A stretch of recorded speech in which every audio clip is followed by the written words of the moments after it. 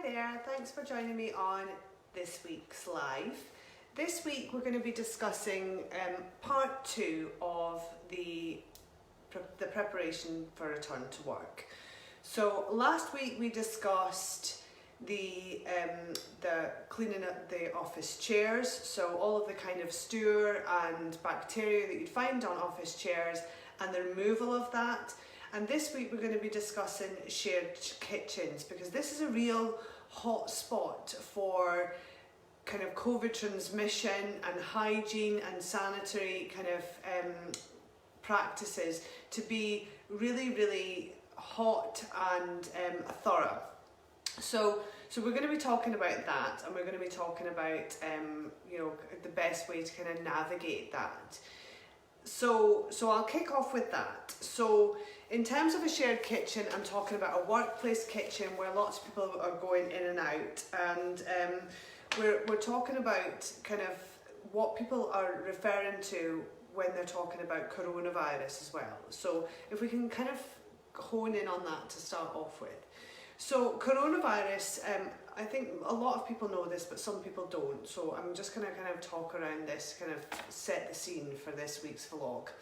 So coronavirus is an umbrella term which basically encompasses both cold, flu, any kind of virus, COVID, so anything that's kind of respiratory or cold kind of related. So coronavirus is a broadly used term, and when the pandemic kicked off last March, there was a lot of kind of Facebook pictures of bottles of Dettol. So Dettol saying, is effective against coronavirus. Now, coronavirus has been around for 20-30 years. It's not a new virus as far as this sector is concerned. But the pandemic and COVID has brought coronavirus to the forefront of most people's subconscious, or consciousness. So lots of people are now aware that coronavirus exists, and they think that coronavirus is necessarily COVID-19 or SARS-CoV-2, which is the official name for the virus that we're dealing with currently. So coronavirus is not necessarily specifically COVID or SARS-CoV-2. It's an umbrella term that encompasses lots of disorders. So when all these photos were coming up on Facebook of, Dettol protects against coronavirus, that was a really funny moment in here, because coronavirus isn't COVID necessarily. COVID falls under the umbrella of coronavirus, but coronavirus can be the common cold, which is actually quite easy to kill. So if there's a lot of people think that Dettol kill COVID, but it doesn't. And in fact, in my blog, I visited the Dettol website last week when I wrote this to see what they were saying about COVID, and funnily, lots of people in this sector, they use non-specific language to describe the effectiveness of their chemical. So on the Dettol website, it says, Dettol products have demonstrated effectiveness against COVID-19 virus, SARS-CoV-2, so they're using specific language there just about the virus that they're talking about when used in accordance with the directions of use. So have demonstrated effectiveness. That doesn't say it kills it. It doesn't say, is accredited to any BSEN number, because there's no information on that on the website, which can only lead me to assume that Dettol is not effective against SARS-CoV-2. It's demonstrated effectiveness, yes. So has it diminished the presence of the virus in a petri dish? It doesn't say it's gotten rid of it. It doesn't say it's obliterated it. It just says it has demonstrated effectiveness. What is effectiveness? I don't know. It's very non-specific. So I would say it doesn't work against SARS-CoV-2. It doesn't work against COVID. It's not accredited, so it's not a very good product in terms of fighting coronavirus or COVID. It's a good product in terms of fighting germs. What germs? I don't know. but not COVID or SARS-CoV-2. So when we are looking for products that are going to mitigate the effectiveness or get rid of COVID or kill it or obliterate it, so using specific language, you are looking for a product for COVID which is BSEN 14476.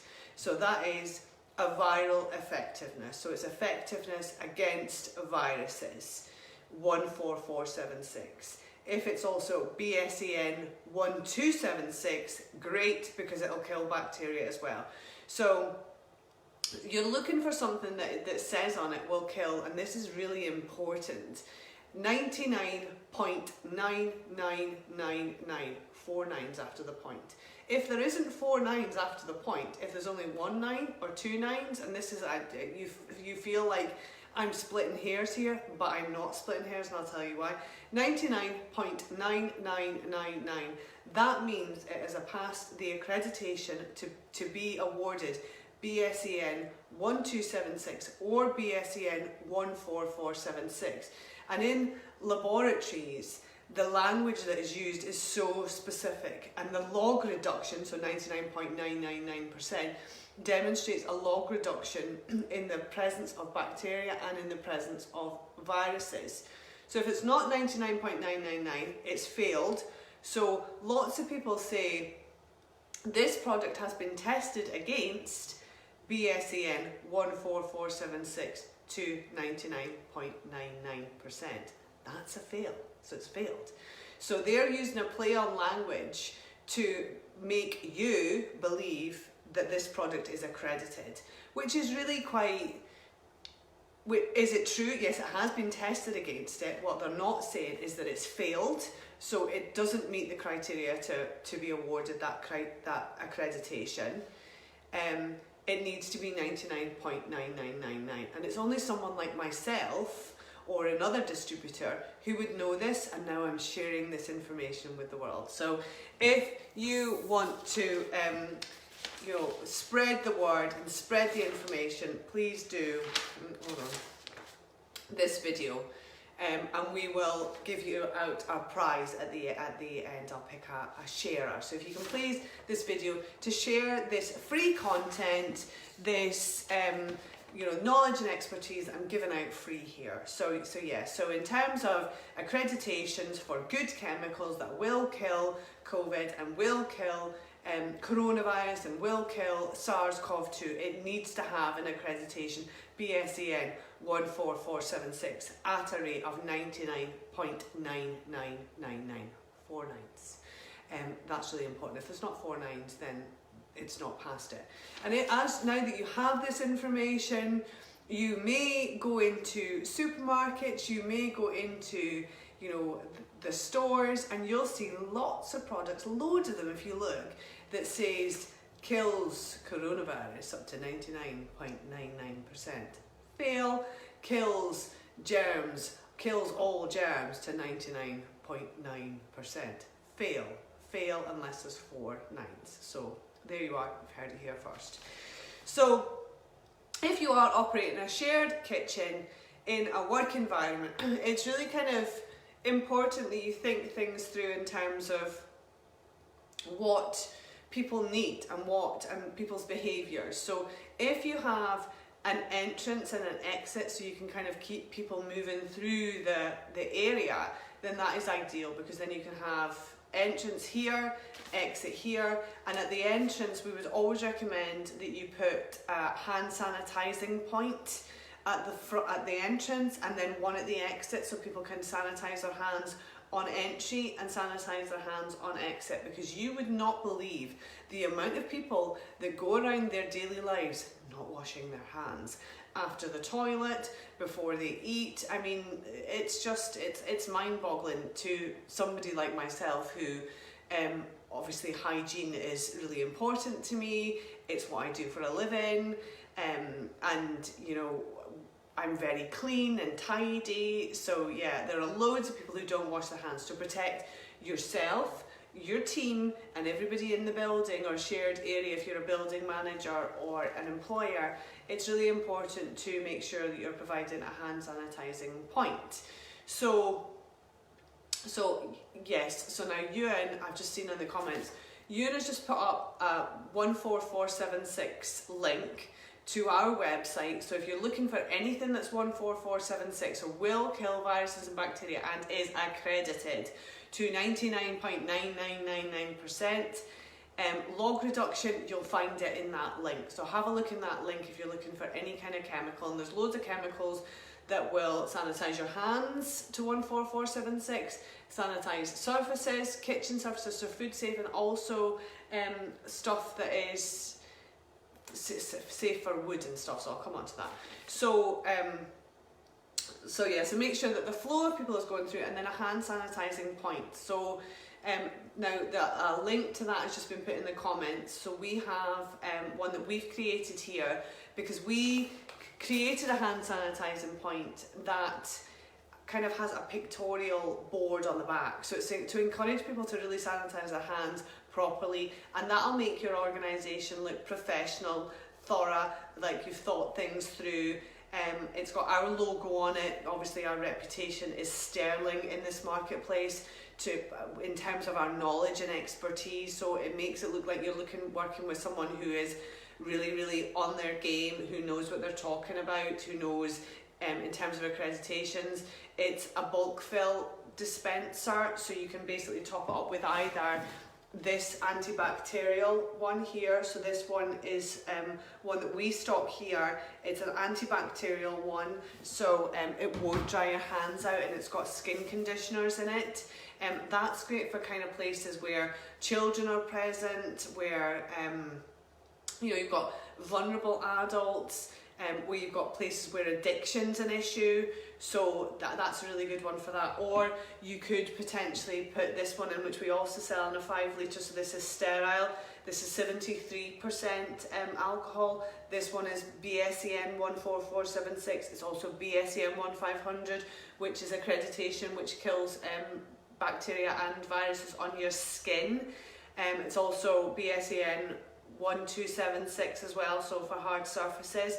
So alcohol ones, we obviously sell it in the pump top, we sell it in 5 litres, and we sell it in a small little one that I think it's a 50 mils that you can clip onto your lapel. So great for like nurses or care homes or anything like that. So yeah, so hand sanitizing point is important. You can pump it in, leave this hand sanitizing station with sanitized hands. Now a lot of customers have come to us and they're looking for touch-free hand sanitizers, ones that you put your hand under and it delivers hand sanitizing gel to your hands. There has been a national shortage of them since March 2020, so we have gone for the push ones. And basically the point that I wanted to make is that whether you are touching the hand sanitizer or not touching the hand sanitizing point, you arrive at the hand sanitizing point with contamination on your hands. Whether or not you touch it or don't touch it, the sanitizer is still delivered on your hands, and then you rub it in and you leave that hand sanitizing point with sanitized hands. So touching it or not touching it is really neither here nor there. It's whether or not you're leaving it with sanitized hands. So that's important. The other thing that I wanted to speak about is providing, so we've spoken about walking through, entrance, exit, where we need to put up a sign saying, only a limited amount of people in this area at any given time. 2 sounds like a good number to me. If it's a very small kitchen, then only 1 in there at any given time. And then you need to make sure that you're giving them something to sanitize the surfaces with. So, and you need to put up signs. So on your sign, only 2 people in here at any one time. Please sanitize your hands before and after leaving this area. Please make sure that you sanitize all of the equipment that you're using. So whether that be the toasty machine, the microwave, certainly the units that they've touched, just to make sure that everybody is safe and make sure that everybody feels safe. And I think that's really important. It's about feeling safe in this kind of environment. So we would recommend In food areas, either of these two, so these are my go-to sanitizers. So kitchen cleaner, which is BSEN 1276, which will kill bacteria, and then the more expensive one, which is Salvasan, which is hypochlorous acid, totally natural, and this one is BSEN 1276 bacteria, and also BSEN 14476, so will kill viruses too.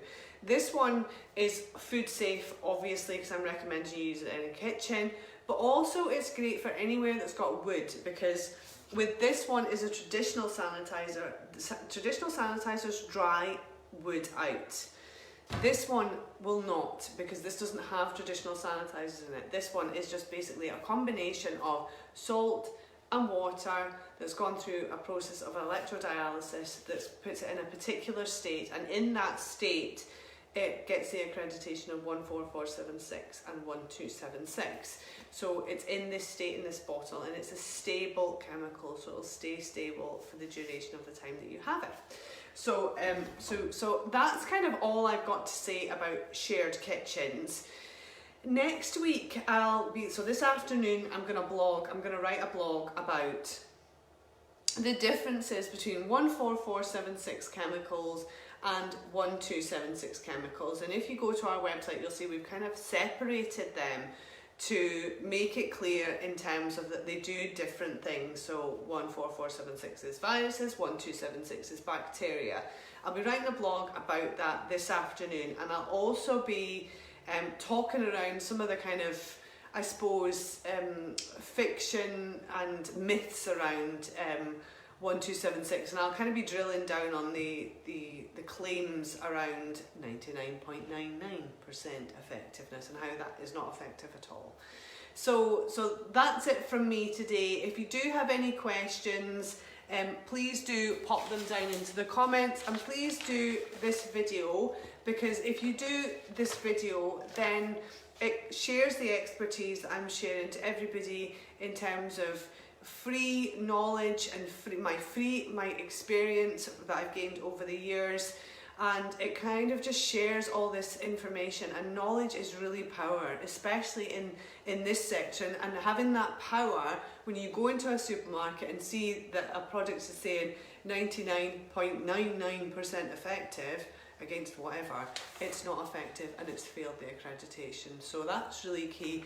So please do this video, and if you do this video I'll be giving away one of these to the lucky sharer. Thanks so much. Bye.